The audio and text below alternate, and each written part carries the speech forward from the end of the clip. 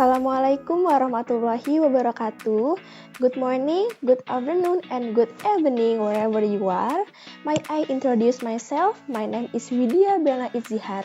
I'm from 1C Management Major UIN Syarif Hidayatullah Jakarta.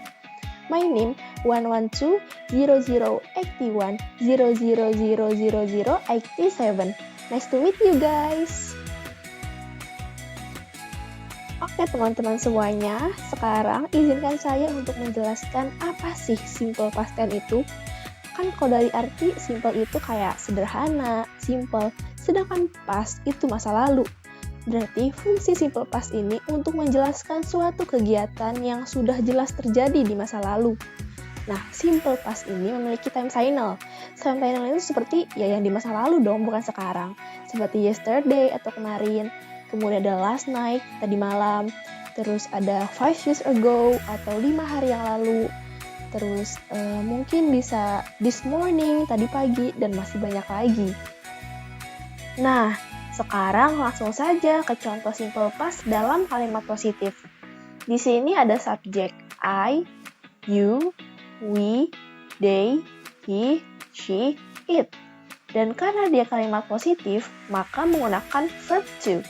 Di sini, saya sudah menuliskan verb to-nya, ada ate, verb to dari makan, bought, verb to dari membeli, studied, verb to dari belajar, dan went, verb to dari pergi. Sekarang teman-teman, coba kita rangkai kalimatnya sendiri, seperti contoh yang pertama. I ate fried rice this morning. Saya makan nasi goreng tadi pagi. Nah, masa lalunya kan ada tuh, di this morning atau tadi pagi. Kemudian atau bisa lagi contoh kedua, yesterday I bought some vegetables. Kemarin saya membeli sayur-sayuran. Ada time signalnya yesterday dan verb to-nya bought. Contoh yang terakhir, he studied very hard last night. Dia belajar sangat keras tadi malam. Jadi cuma seperti itu teman-teman rumusnya. Tinggal subject ditambah verb to dan jangan lupa ditambah time signal.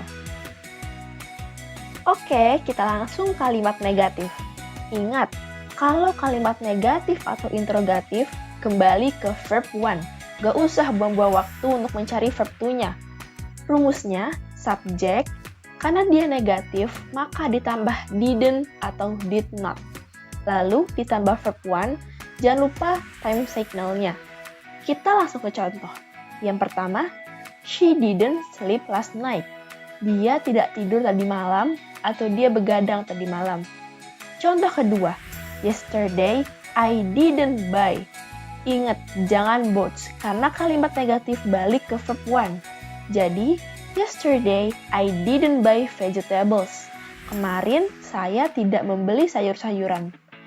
Contoh terakhir, I didn't study, bukan studied karena dia masuk ke verb one, menjadi I didn't study for exam last night. Saya tidak belajar untuk ujian tadi malam. Atau tadi malam, saya tidak belajar untuk ujian. Nah, jadi seperti itu konsepnya. Tinggal subject ditambah didn't or did not plus verb one. Yang terakhir, ada kalimat interrogatif atau kalimat tanya yang digunakan jika kita ingin bertanya yang berkaitan dengan masa lampau. Kalau di kalimat negatif, didn't-nya diletakkan setelah subjek. Kalau kalimat interrogatif, didn't atau did-nya diletakkan sebelum subjek. Did atau didn't ini digunakan untuk menyatakan apa yang dilakukan subjek di masa lampau. Oke, kita langsung saja ke contohnya ya. Misalkan saya ingin bertanya, apakah kamu makan tadi pagi? Menjadi, did you breakfast this morning? Atau mungkin saya kasih contoh lain. Did you go to the party last night? Ingat ya, go, bukan when. Karena interrogatif menggunakan verb one. Artinya, apakah kamu pergi ke pesta tadi malam? Dan contoh yang terakhir, saya menggunakan didn't menjadi Didn't they study in class? Yang artinya, apakah mereka tidak belajar di kelas? Jadi gitu ya teman-teman konsepnya. Kalau kalimat interrogatif, did atau didn't ditambah subject ditambah verb one.